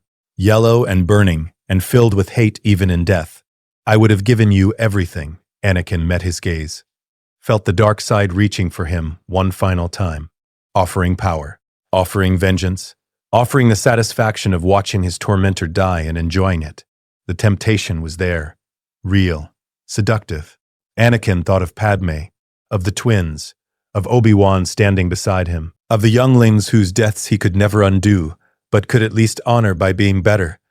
"I'd rather be a father," Anakin said. Palpatine's eyes widened. Then the light went out of them. Obi-Wan withdrew his blade. Palpatine crumpled. The body that had housed Darth Sidious for over 80 years collapsed on the podium where he declared his empire. The Dark Lord of the Sith was dead. The Force itself convulsed. Across the galaxy, 1,000,000,000,000 beings felt something shift, not consciously but in their bones. A weight they hadn't known they were carrying suddenly lifted. On Mandalore, Ahsoka Tano gasped and looked at Rex. Something just changed. On the Tantive IV, Yoda's eyes snapped open in the Bacta tank. A smile crossed his ancient face. Finished it is. On Dagobah, a creature that had lived in the swamps for centuries felt the disturbance and understood. The balance had shifted. And in the Senate Rotunda, Anakin Skywalker collapsed. The cost Obi-Wan caught him before he hit the ground, lowered him carefully to the podium. Anakin's right arm was gone, not cut off cleanly like on Geonosis. This was worse. The lightning had destroyed it from the inside out. Charred tissue, exposed bone, the stump still smoking. His chest was covered in electrical burns. His breathing was labored. "Stay with me," Obi-Wan said. His hands pressed against the worst wounds, trying to stem bleeding that was mostly internal. "Anakin, stay with me." "Yes, he's dead. You did it." Anakin's eyes found Obi-Wan's. "Couldn't have, without you." "Don't talk. Save your strength." "My arm, I know. We'll get you to the medical bay. Bacta, prosthetics. You'll be fine." Lied to me about everything. But he was right. About one thing. Anakin's voice was fading. "I am powerful. Just not the way he wanted. You're the chosen one. You brought balance. Not the way the prophecy predicted. But you did it. Don't feel balanced. Feel like I'm dying. You're not dying. I won't let you." Obi-Wan's voice cracked. "I've lost too many people. I'm not losing you. Not after everything. Not after you came back." Footsteps rang against metal. Clone troopers poured into the rotunda, drawn by the sounds of battle, by standing orders to protect the Emperor. They found Palpatine's body, found 2 Jedi standing over it. Commander Appo led them, the 501st. Anakin's men. Their helmets were expressionless, but Anakin felt their confusion through the Force. The chips commanded them to kill Jedi, but their general was lying wounded. Their Emperor was dead. Orders conflicted. "Jedi scum," Appo said, but his voice wavered. "You killed the Emperor." "We killed a Sith Lord," Obi-Wan corrected. He stood between Anakin and the clones, lightsaber raised. Palpatine was Darth Sidious. He orchestrated both sides of the Clone Wars. He's been lying to you. To all of us. Lies. But Appo didn't raise his blaster. "General Skywalker, why are you with them?" Anakin tried to sit up, failed, managed to speak anyway. "Because Palpatine manipulated me, turned me against the Jedi, against everything I believed in. I helped him. I killed so many people. But I'm trying to fix it. And the first step was killing him." The clones shifted. The chips in their heads screamed conflicting commands. Kill the Jedi, obey the general, protect the Emperor who was dead. Their programming was fracturing. "Stand down," Anakin rasped. "That's an order. From your general. Stand down." Slowly, the blasters lowered. Appo knelt, removed his helmet. His face was scarred from 100 battles. His eyes were wet. "Sir, we thought you were dead. We thought—" He looked at Palpatine's body. "Was it all a lie?" "Yes, all of it. The war, the Republic. Everything Palpatine built was designed to create his empire and destroy the Jedi. You were weapons. I was a weapon. We were all being used. What do we do now? You survive. You help rebuild. You remember that you're men, not droids, not slaves to programming." Anakin's eyes closed. "And you let me die knowing I at least saved someone." "You're not dying," Obi-Wan insisted. He activated his comlink. "Bail, we need immediate extraction. Senate Rotunda. Anakin is badly wounded." "What happened?" "Palpatine is dead."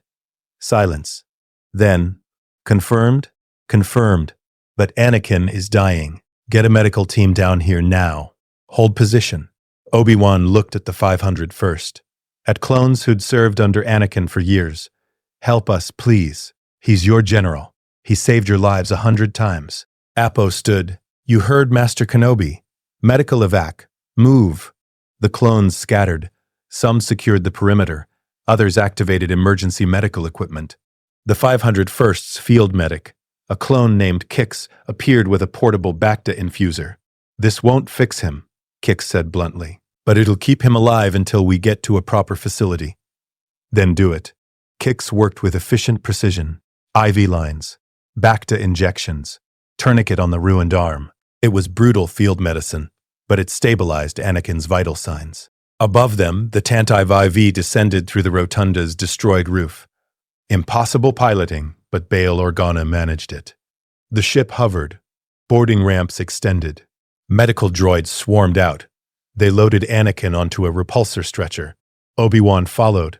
The 501st watched their general disappear into the ship. Apo saluted. "Sir, thank you for everything." Anakin didn't respond. He was unconscious. The Tantive IV lifted off. Debris rained from the damaged rotunda as the ship ascended. They broke atmosphere within minutes. In the medical bay, Padme was waiting. She saw Anakin, burned, broken, missing an arm, and her face went white. "Is he alive?" Obi-Wan said. "Barely. The twins? The medical droids say they're fine, stressed but healthy." Yoda hobbled into the bay, leaning on a cane. His Bacta treatment had stabilized him. Strong his children are, like their father. Will he survive? But easy, it will not be.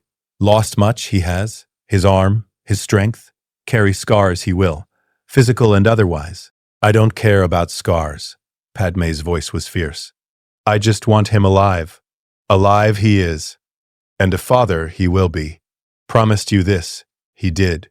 Keep his promises he will." The medical droids worked. Hours passed.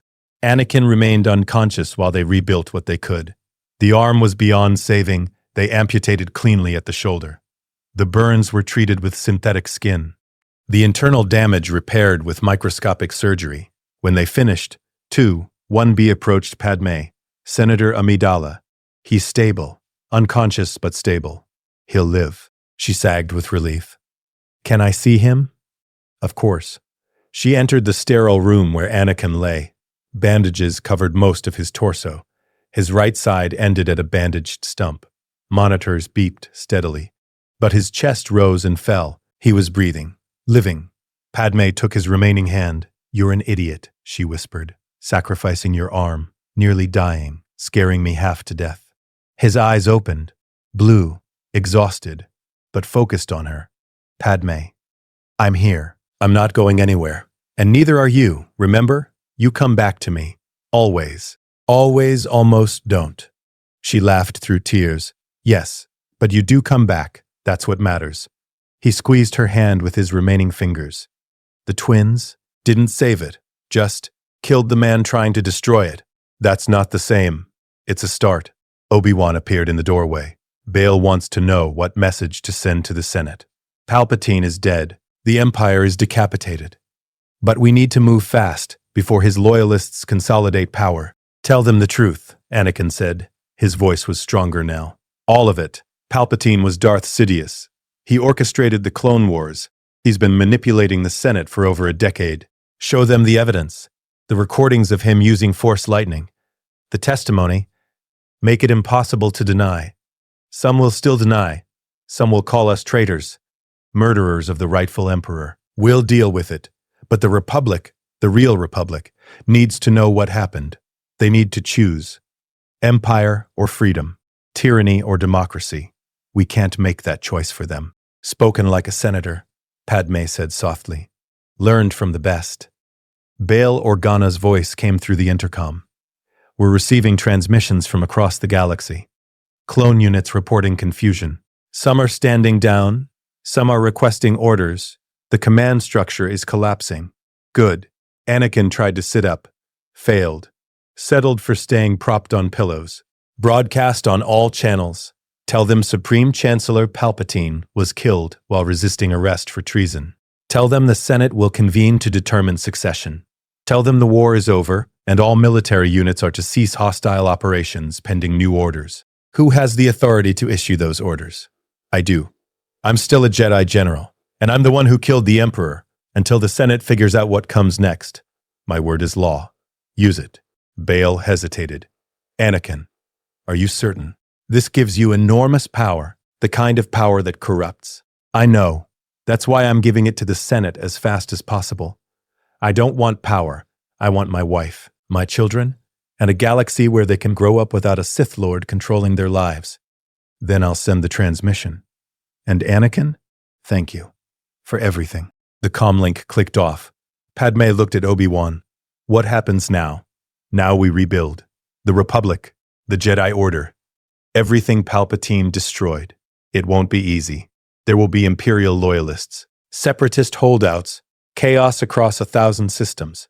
Obi-Wan's voice was tired but determined. But for the first time in 13 years, we have a chance. A real chance. What about Anakin? Will the Jedi accept him back? That's not my decision. But Obi-Wan looked at his former Padawan. I think he's earned the chance to prove himself, if he wants it. I don't. I can't go back to the Order, not after what I did. The younglings, his voice broke. I murdered children. There's no coming back from that. Help Padme rebuild the Senate, and spend the rest of my life trying to atone for what I can't undo. Anakin's remaining hand tightened on Padme's. I'm not a Jedi anymore. I'm not sure what I am, but I know what I want to be. A father, a husband, someone who uses what power I have left to protect people instead of hurting them. That's enough, Yoda said from the doorway. More than enough. Redemption, a journey it is. Began yours, you have. Continue it, you must. But today, the ancient master's eyes were kind. Today, rest. Earned it, you have. Anakin closed his eyes. For the first time in days, the Force felt quiet, not peaceful. There was too much blood for peace. But the screaming had stopped.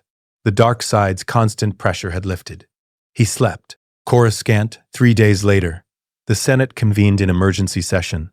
The rotunda was too damaged, so they met in the auxiliary chamber. Every available senator attended. The gallery was packed with observers. Mon Mothma stood at the central podium. We gather in the wake of tragedy and revelation. Supreme Chancellor Palpatine. She paused. Darth Sidious has been killed. The evidence presented by Senator Organa and Senator Amidala is overwhelming.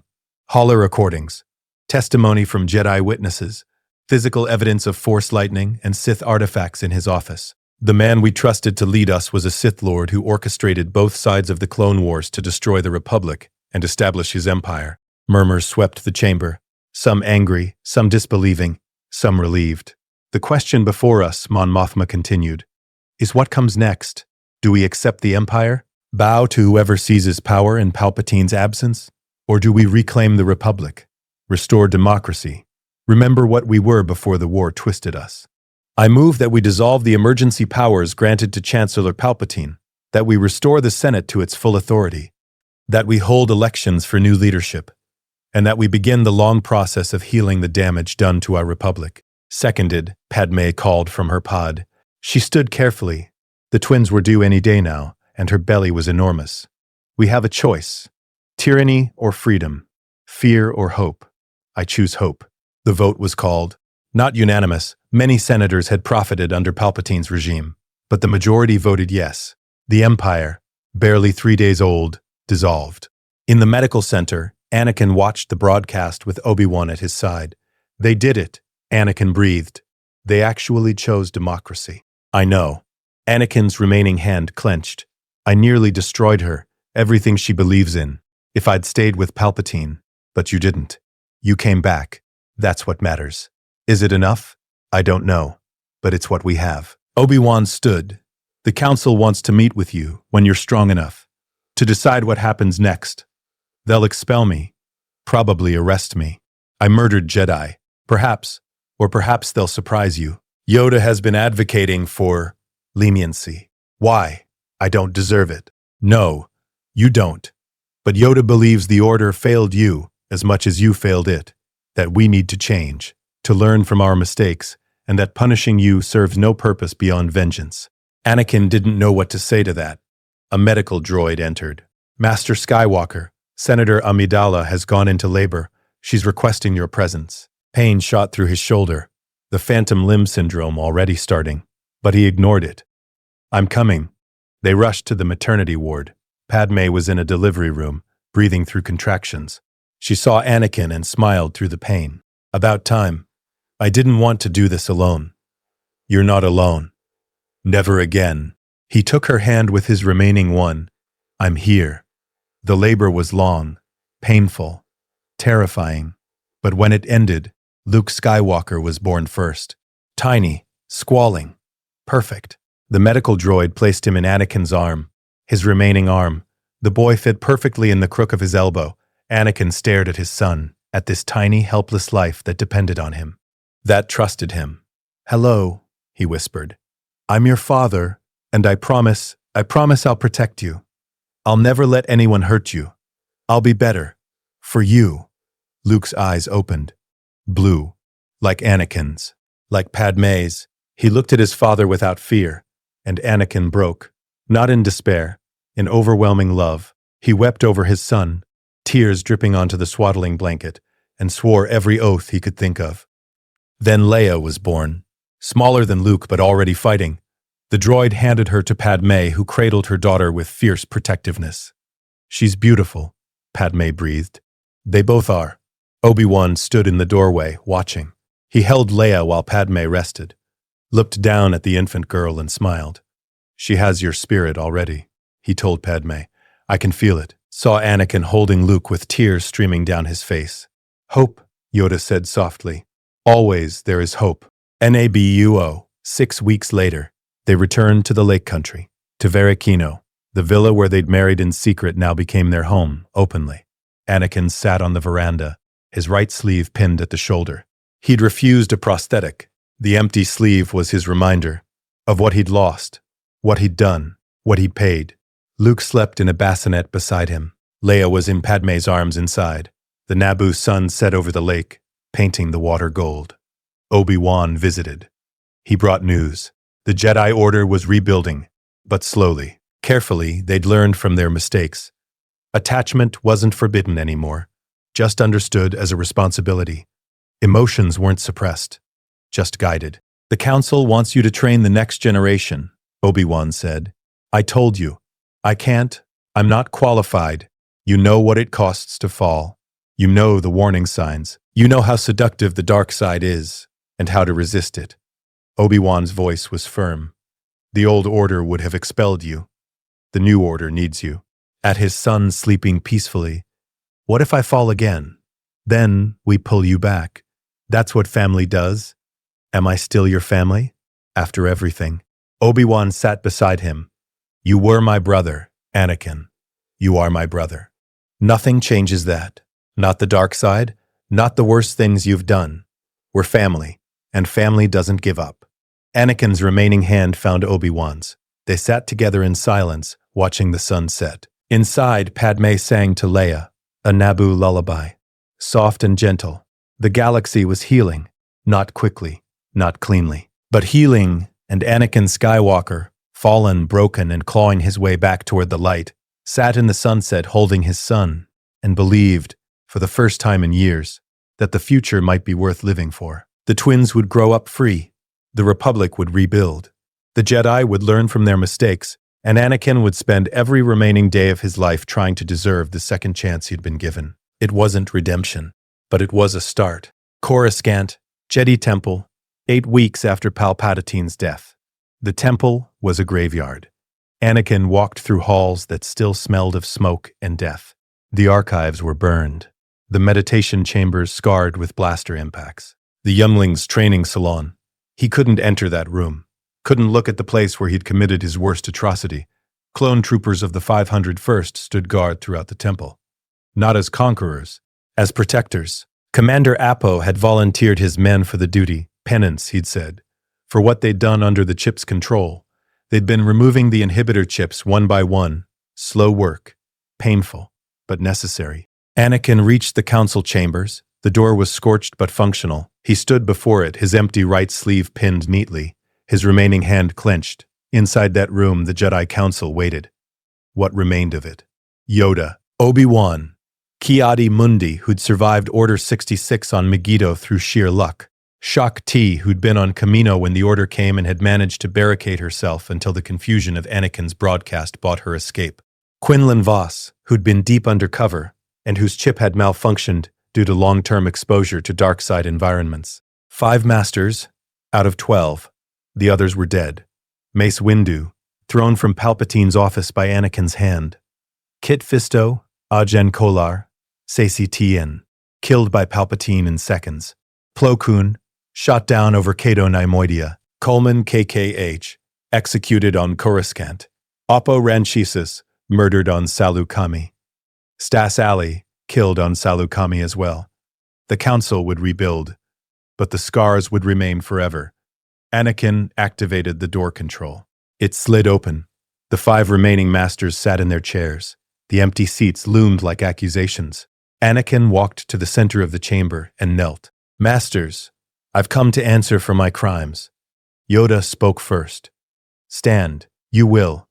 Kneel before us, you need not. I murdered Jedi. I led the 501st into this temple. I killed younglings in that training salon down the hall. I deserve to kneel." "Stand anyway," Ki-Adi-Mundi said. His voice was hard. "We don't grant you the dignity of submission. Stand and face what you've done.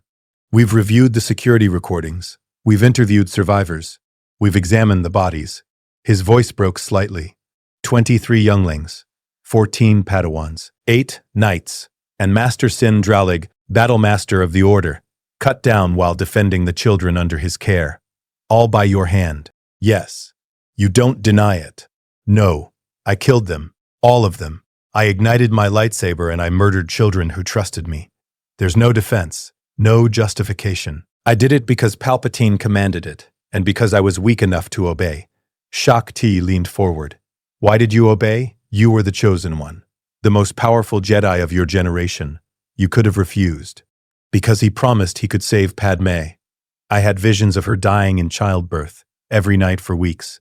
And Palpatine said the dark side held the secret to preventing death. I believed him. I turned, and I did everything he commanded because I thought it was the only way to save her. But it wasn't," Obi-Wan said quietly. "The visions were lies. Or self-fulfilling prophecies. I know that now. On Mustafar, I saw the real vision. I saw myself kill her. Saw that everything I did to save her was actually going to destroy her. That's when I broke. When I realized Palpatine had manipulated me into becoming his weapon and the cost was everything I loved." "And you expect us to forgive you for that?" Ki-Adi-Mundi's voice was ice. "Because you had an awakening? Because you felt guilty? Guilt doesn't resurrect the dead, Skywalker. It doesn't undo the massacre you committed in these halls. I don't expect forgiveness. I don't deserve it. I came here to face judgment. If you want to imprison me, execute me, exile me, I'll accept it. I owe the Order a debt I can never repay." "Yet you killed Palpatine," Quinlan Vos observed. He'd been leaning against the wall, arms crossed. "You and Obi-Wan ended the Sith, saved the Republic, stopped Order 66 from killing every Jedi in the galaxy. That has to count for something. I still murdered children. Saving people afterward doesn't erase that." "No, but it matters. Redemption isn't about erasing the past. It's about choosing differently in the future." Quinlan's voice was rough. He'd walked dark side paths himself during the war. "I've done things I'm ashamed of. Killed people who didn't deserve it. Crossed lines I swore I never would. The question isn't whether we're perfect, it's whether we're willing to keep trying to be better. This is not a philosophical debate. This is a war criminal standing before us. He led an assault on the Jedi Temple. He murdered our younglings, and now he's asking, what? To be welcomed back? To train the next generation? To pretend none of it happened?" "I'm not asking for anything," Anakin said. "I'm here because I owed you the truth. Face to face, not hiding, not running. You deserve to judge me. The families of the dead deserve justice. What justice is there for dead children? For masters cut down in their own temple? For an order nearly destroyed? None. There's no justice for that. All I can offer is the rest of my life spent trying to prevent it from happening again. To anyone. Ever." Yoda tapped his stick on the floor. "Enough. Judge him we must. But first, hear we must. From those who witnessed his return," Obi-Wan stood. "I was on Mustafar. I heard Anakin break when he realized what he'd done. I saw him weep for the younglings he'd killed. I saw him throw down his lightsaber and beg for help. That was real. Not performance. Not manipulation. He shattered under the weight of his crimes and chose to come back anyway. He could have been deceiving you," Ki-Adi-Mundi countered. "He could have. But I've known Anakin for 13 years. I know when he's lying. He wasn't. And more, he fought Palpatine with everything he had, sacrificed his arm absorbing lightning so I could land the killing blow. He nearly died stopping the Sith. That's not the action of a man serving the dark side. Shakti spoke. I've examined his presence in the Force. It's complicated. There's darkness there. Scars from his time as Vader. Guilt so profound it's nearly overwhelming. But underneath, light. Genuine light. He's not hiding what he is. He's carrying both. That's not how the Force works, Ki-Adi-Mundi said. You're either light or dark. Jedi or Sith. Perhaps that's the mistake, Yoda said softly. Perhaps force ourselves into binary thinking we should not. Light or dark? Good or evil? What if more complex it is? What if Chosen One meant not to destroy the Sith by remaining purely light, but by understanding both and choosing balance? You're proposing we accept a former Sith Lord into the Order? Proposing I am that learn from our failures we must. Forbade attachment, suppressed emotion, pushed Skywalker toward the very fall we feared. If punish him we do without examining our role, repeat our mistakes we will. Ki-Adi-Mundi sat down heavily. What would you have us do, Master Yoda? Welcome him back? Give him a seat on this council? No, but offer path forward, we can. Not easy, not without cost, but possible. Anakin spoke. I don't want a seat on the council.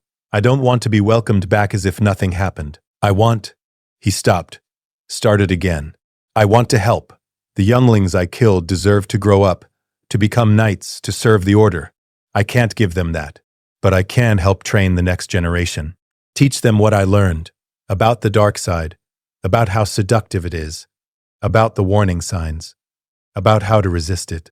You want to train younglings? Ki-Adi-Mundi's voice was flat. After murdering 23 of them, I know how it sounds, but I'm the only Jedi alive who's actually fallen to the dark side and come back. I know what it feels like, what it does to your mind, how Palpatine manipulated me. I can teach Padawans to recognize those tactics, to resist them, or you could teach them how to fall more effectively. I acknowledge it, but Master Yoda is right. The old way didn't work. Suppressing emotions, forbidding attachment, trying to be perfectly light.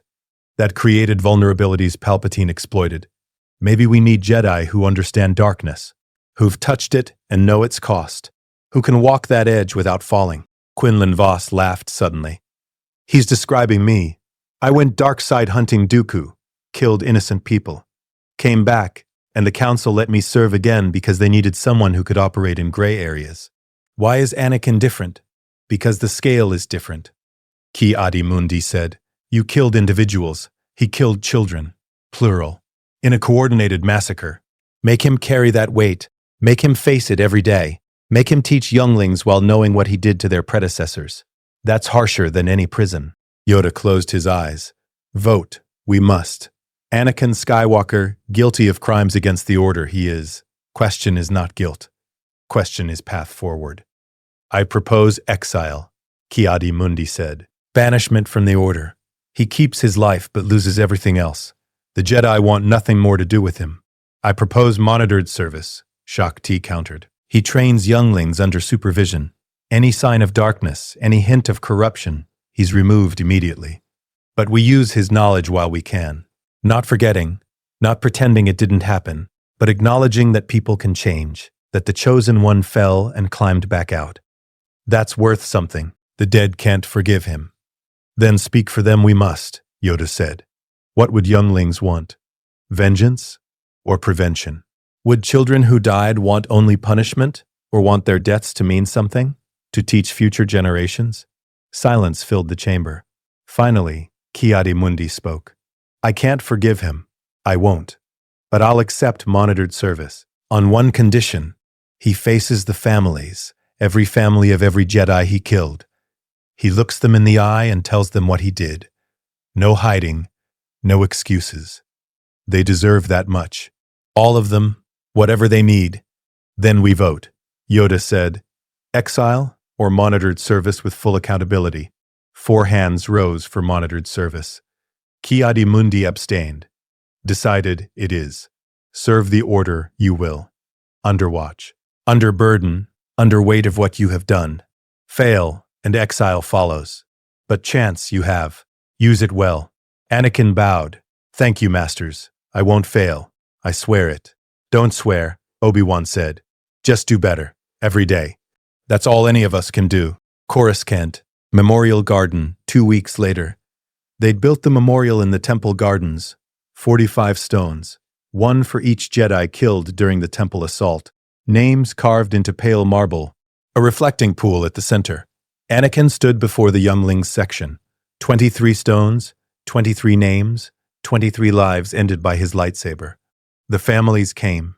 Some were former Jedi who'd left the Order to marry and have children, whose sons and daughters had been taken to the temple for training. Some were planetary officials who'd entrusted their Force-sensitive children to the Order's care. Some were simply parents who'd believed the Jedi would keep their children safe. All of them had lost someone because of Anakin. He met with them one by one, sat across from grieving mothers and fathers and siblings, looked them in the eye and told them exactly what he'd done. I led the 501st into the temple. I found your daughter hiding with the other younglings. She asked me what they should do. I ignited my lightsaber, and I killed her. Some sat in numb silence. One father, a human from Alderaan whose son had been 9 years old, lunged at Anakin. Obi-Wan moved to intercede, but Anakin waved him off. Let the man hit him. Took the blow to his face without defending himself. It's not enough, the father sobbed. It's not enough. My son is dead. You're standing here alive. It's not fair. No, it's not fair. Nothing I do will ever make it fair, but I'm trying to make it mean something, trying to ensure no one else loses their child to a Sith Lord's manipulation. That's all I have. The father collapsed. Anakin knelt beside him, put his remaining hand on the man's shoulder. I'm sorry. I know it's not enough. I know sorry is just a word, but I am. Every day. For the rest of my life. The meetings went on for weeks. 45 families. 45 conversations where Anakin laid bare what he'd done. Some forgave him. Most didn't. All of them carried pain that would never fully heal. But they'd been seen, heard, acknowledged. That mattered. At night, Anakin returned to the apartment Padme had rented on Coruscant. She was there with the twins, Luke and Leia, 2 months old now, growing stronger every day. How was it? Padme asked. Brutal. Necessary. Brutal. Anakin sank into a chair. His shoulder ached where the prosthetic should have been. Phantom pain. There was a Twi'lek mother whose daughter was 7. She told me her daughter wanted to be a healer. Would have been a great one. I killed that future. Padme handed him Luke. The boy fit perfectly in the crook of his remaining arm. Warm, squirming, alive. You can't bring them back, Padme said gently, but you can honor them by being better, by teaching Luke and Leia what you learned, by making sure the next generation doesn't fall the way you did. What if I can't? What if I mess them up? What if the darkness comes back? Then I'll pull you back. Obi-Wan will pull you back. You're not alone, Anakin. Stop acting like you have to carry this by yourself. Luke grabbed Anakin's finger with a tiny hand, held on with surprising strength. He's strong, Anakin murmured. Like his father is a broken man who murdered children. His father is a man who fell into darkness and climbed back out, who sacrificed his arm to save someone else, who killed a Sith Lord to protect his family. Padme's voice was fierce. You're both, Anakin. Broken and strong, dark and light. Accept it, carry it, and be better. Leia cried from her crib. Padme picked her up, settled her. The girl quieted immediately, already recognizing her mother's touch. They'll grow up knowing what you did, Padme said. We won't hide it. They'll know their father was Darth Vader, that he killed Jedi, that he fell to the dark side, and they'll also know he came back, that love and choice matter more than fate. That's a lot of weight for children to carry. They're Skywalkers, they'll be strong enough. Kamino, clone facilities. 3 months later, Anakin stood in the sterile halls where millions of clones had been grown. The Kaminoans had been cooperative once the Republic explained that their contract with Palpatine was void and continuing clone production would be considered treason. The facilities were being repurposed, not for growing soldiers, for healing them. Captain Rex met Anakin at the medical wing. His helmet was off, his face scarred from 100 battles. General, good to see you. Rex, how many have we freed so far? Approximately 40,000. Across all battalions, the chips are removed one at a time. It's slow, painful, but it works. Rex's voice was grim. Some don't survive the surgery. The chips are integrated with their brains. Remove them wrong and… He didn't finish. I'm sorry. I should have known. Should have found out about the chips sooner. Before Order 66. Sir, with respect, you were being manipulated by a Sith Lord. You couldn't have known. I should have questioned more. Palpatine showed me the clone facilities when I was 19. Took me to Kamino. Showed me the production lines. I saw millions of you being grown, and I never asked why. Never wondered if there was something wrong with the system. Because you trusted the Chancellor. We all did. Rex looked at the medical wing where clones were recovering from chip removal. What matters is what we do now. We're freeing brothers. Giving them their lives back. That's because of you, General. Because you came back. Anakin walked through the recovery ward. Clones in every bed. Some conscious, some sedated. All of them victims of Palpatine's manipulation just as much as Anakin had been. He stopped at one bed. The clone was awake, young, maybe only a year out of the growth chambers. His head was bandaged. His eyes were confused. Do I know you? The clone asked. I'm General Skywalker, Anakin. I led the 501st. The 501st. I remember. I think I remember. It's foggy. There was an order. We were supposed to… The clone's face twisted. We killed Jedi. I killed a Jedi. A Padawan. She was running and I shot her. And I couldn't stop myself. Why couldn't I stop? You didn't have a choice. But I remember doing it. I remember her face. How do I live with that? Anakin sat on the edge of the bed. You carry it. Every day. You acknowledge what you did. You don't pretend it didn't happen. And you try to be better. To honor the people you hurt by making sure it never happens again. Is that what you do? You killed Jedi too, the rumors say. The clone stopped. The rumors are true. I killed Jedi children. I led the assault on the temple. And yes, I carry it. Every day. It doesn't get easier, but you learn to live with it. To keep moving forward even when the weight feels unbearable. The clone looked at Anakin's empty sleeve. You lost your arm. He used Force lightning. I absorbed it to save someone else. The prosthetic was destroyed. Why didn't you get a new one? Because I need the reminder. Every time I look down and see the empty sleeve, I remember what I almost became. What I did, what it cost. Some scars should stay visible. The clone nodded slowly. Thank you, sir, for coming back, for stopping the Chancellor, for freeing us. I'm sorry I didn't do it sooner. Rex appeared beside them. General, Commander Cody is awake. He's asking for you. Anakin stood, crossed to another bed where Cody, who'd served under Obi-Wan, who'd ordered his general killed on Utapau, lay recovering. General Skywalker. Cody's voice was hoarse. They told me what happened. What I did. I tried to kill Obi-Wan. The chip made you. Not your choice. Doesn't matter. I remember giving the order, watching him fall, thinking I'd killed him. Cody's hands clenched. How do I face him? How do I apologize for that? You talk to him. Obi-Wan doesn't blame you. He knows it was the chip. But I blame me. Both of us following orders that made us hurt people we cared about. Both of us trying to figure out how to live with it. Anakin placed his hand on Cody's shoulder. Obi-Wan is coming to Kamino next week. He's visiting the freed clones. You can talk to him then. What if he doesn't forgive me? He will. Obi-Wan forgave me for worse. He'll forgive you too. Cody closed his eyes. The war is over, isn't it? The Republic is rebuilding. It's over. Then what do we do? We were bred for war. That's all we know. Then learn something else. Your men, Cody, not weapons, not droids. You have the rest of your lives to figure out who you are beyond soldiers. Some clones are becoming teachers, some farmers, some are joining the new Republic security force, some are just living. For the first time. What about you, sir? What are you becoming? A father? A husband? A Jedi who teaches younglings about the dark side? I'm not sure how it'll work, but I'm trying. General, the Kaminoans have confirmed all clone production has ceased. No more batches. The existing clones are being freed as fast as we can manage. The war machine is shutting down. Good. Make sure every clone who wants to leave the military can. No forced service. They've given enough. Yes, sir. Anakin left the medical wing. Outside, Kamino's rain hammered against the walkways. He stood in the deluge, letting it wash over him. Behind him, the clone facilities hummed with activity. Men being freed, lives being reclaimed, a species created for war learning to live in peace. It was a start. Naboo. Varakino, 1 year after Mustafar.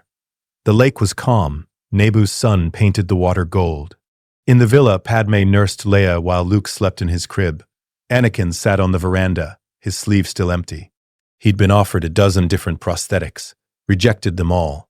The phantom pain had mostly faded. He'd learned to compensate, to do everything one-handed that he used to do with two. Obi-Wan visited often. He'd taken a teaching position at the rebuilt temple.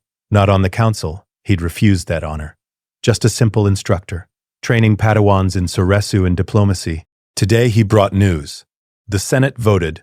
Mon Mothma is chancellor. Bail Organa is her second. They're calling it the New Republic. How many systems have signed on? More joining every week. The holdouts are mostly Imperial loyalists who profited under Palpatine. But they're a minority. And the Jedi? Slowly, we found survivors, masters who went into hiding, Padawans who escaped Order 66. About 200 Jedi survived. Not many, but enough to rebuild. Obi-Wan sat beside him. Yoda wants to retire. Go to Dagobah. Live out his remaining years in meditation. He's earned it. He wants you on the council first. Says the chosen one should have a voice in rebuilding the order. I murdered half the council. Why would they want me? Because we need Jedi who know darkness exists and can teach Padawans to resist it. Obi-Wan's voice was gentle. You've been teaching for 6 months now. The younglings love you. We told them. Anakin Skywalker, who fell to the dark side and became Darth Vader. Who killed Jedi. Who climbed back out and helped destroy the Sith. Obi-Wan smiled. You know what they said? If Master Skywalker can come back from that, we can resist anything. You're not a warning to them. You're proof that the dark side doesn't have to win. Anakin looked at the lake. I still hear them, the younglings I killed. In quiet moments, I don't think that ever goes away. It shouldn't. That's your conscience. The moment it stops hurting is the moment you've lost yourself again. Obi-Wan placed a hand on his shoulder. But you're also a father now, a teacher, a Jedi who's helping rebuild something better. You're both things. Carry both. Padme appeared in the doorway, Leia on her hip, Luke reaching for his father. Anakin stood, took his son with his remaining arm. Luke settled immediately, already recognizing his father's touch. He looks like you, Obi-Wan observed. He looks like Padme. He looks like both of you, which is how it should be. Padme joined them on the veranda. Obi-Wan, are you staying for dinner? If you'll have me. Always. They ate together as the sun set, talked about the Republic, the Jedi, the future. Luke and Leia played on a blanket, too young to understand but surrounded by love regardless. After dinner, Anakin walked down to the lake alone, let his feet touch the water. He'd stood on this shore a year ago weeping on Padme's ship, convinced his life was over, convinced he'd destroyed everything. Instead, he'd destroyed the Sith. The cost had been enormous. His arm, his innocence, the lives of 45 Jedi, the blood that would never wash from his hands. But he'd paid it, and he'd keep paying it. Every day, for the rest of his life. The Force flowed around him, not pushing, not pulling, just present. Light and dark in eternal balance. Anakin reached out with his remaining hand, felt the Force respond, felt the connection to Padme inside the house, to Luke and Leia sleeping in their cribs, to Obi-Wan meditating in the guest room, to the galaxy healing around him. He wasn't redeemed. Redemption was a destination he'd never reach. But he was walking the path, one step at a time, one day at a time. And that was enough. Behind him, Padme emerged from the villa. She'd put the twins to bed. She walked to the water's edge and took his hand. What are you thinking about? Everything. Nothing. The future. The future is worth thinking about. Luke and Leia will grow up free. The Republic will heal.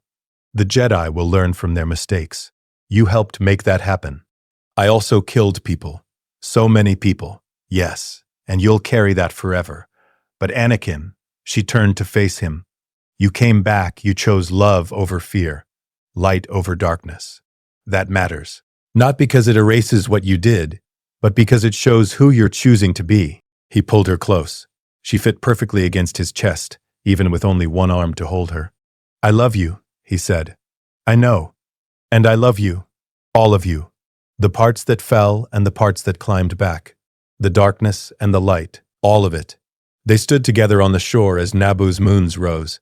Two broken people who'd chosen each other, who'd survived war and tyranny and the worst things they could do to themselves, and who were building something beautiful from the wreckage.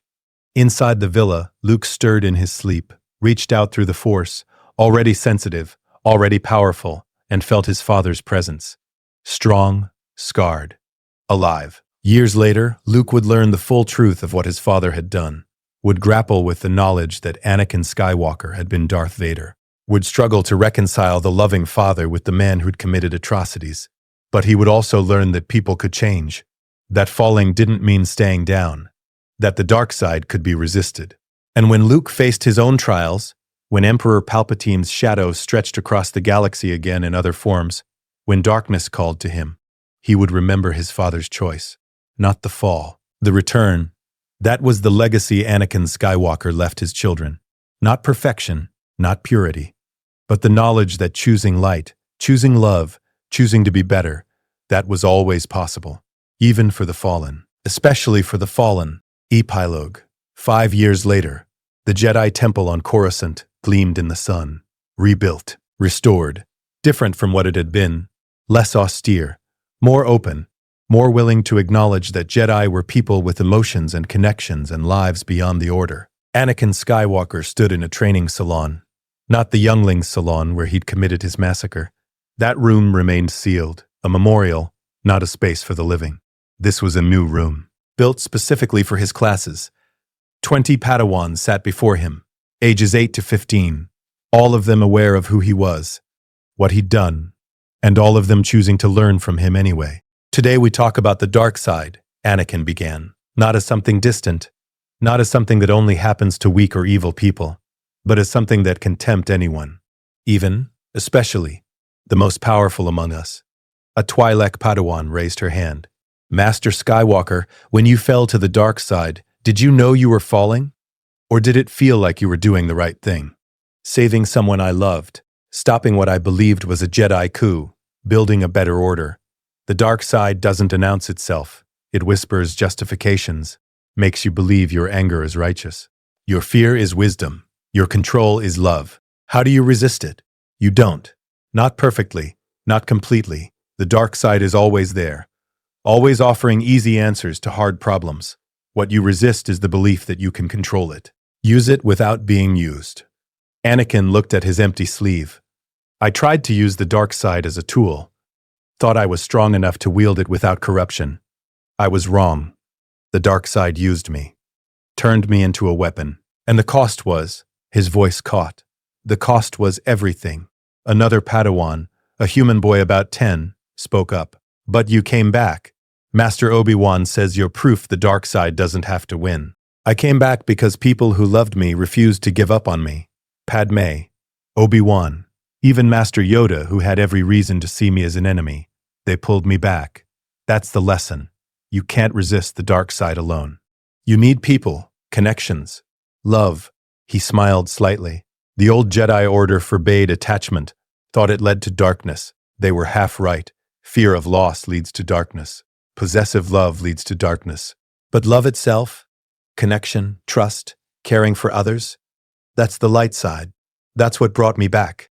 The class continued. Anakin taught them about recognizing manipulation, about the warning signs he'd missed, about how Palpatine had groomed him from age 9. When the class ended, the Padawans filed out, all except the Twi'lek girl. "Master Skywalker, can I ask you something personal?" "Of course. Do you think you're redeemed for what you did?" Anakin was silent for a long moment. "No. Redemption isn't something you achieve. It's something you pursue. Every day I wake up and try to be better than I was yesterday. Every day I teach younglings and hope that maybe one of them will avoid the mistakes I made. Every day I hold my children and swear to give them the childhood I never had. That's not redemption. That's penance.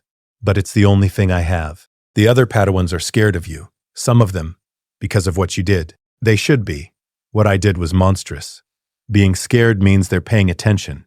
They understand that the dark side is real and dangerous. That's good. I'm not scared of you. Why not? Because you're honest about what you did. You don't hide it or make excuses. And you're trying to help us. That matters. She smiled. My master says people aren't defined by their worst moment. They're defined by what they do after. Your master is wise. She left. Anakin stood alone in the training salon. Through the window, he could see Coruscant, the city planet that had been the heart of the Republic, then the Empire, now the New Republic. Still healing, still rebuilding. Like him. His comlink chirped. Padme's voice, Anakin, Luke and Leia want to say goodnight. Can you make it home? Past memorials to the fallen, past training salons full of younglings learning to be Jedi, past the archives being rebuilt by Jocasta Nu, who'd somehow survived by hiding in the deepest stacks. Outside, an airspeeder waited. He flew home through Coruscant's traffic.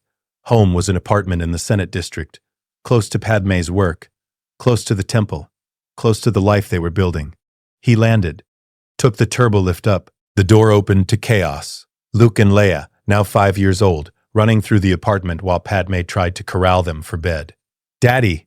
They both shouted and threw themselves at him. He caught them one-armed. They didn't care about the missing arm. Never had. To them, this was just how their father was. "Time for bed," Padme said firmly. "But we're not tired," Leia protested. She had her mother's fierce spirit already. "You're going to bed anyway." Anakin carried them both to their room. Tucked them in. "Want a story? Tell us about the Clone Wars," Luke begged. "You've heard those stories 100 times.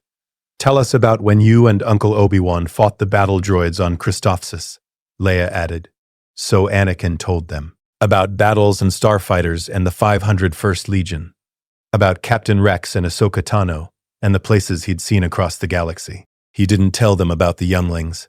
Not yet. They were too young.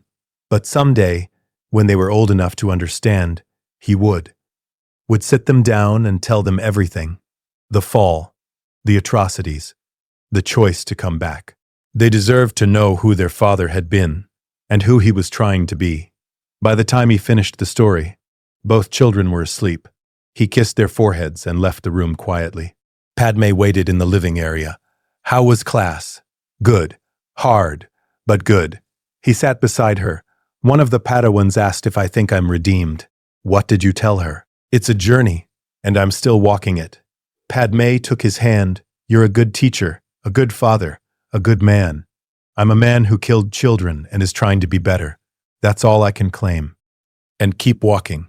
She leaned against him. The galaxy is healing. The Republic is stronger.